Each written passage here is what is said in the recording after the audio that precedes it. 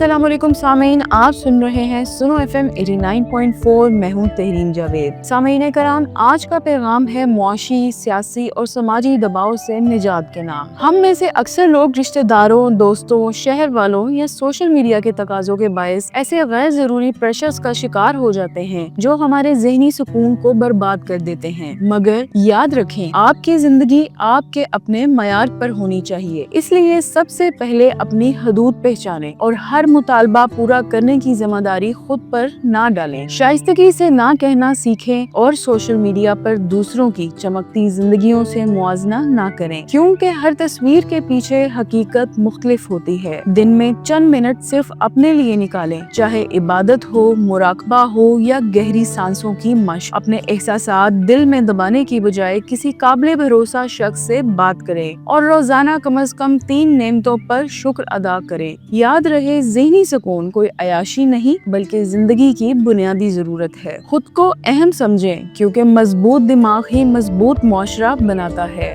آپ کی سماعتوں کا شکریہ۔ سنتے رہیں سنو FM 89.4۔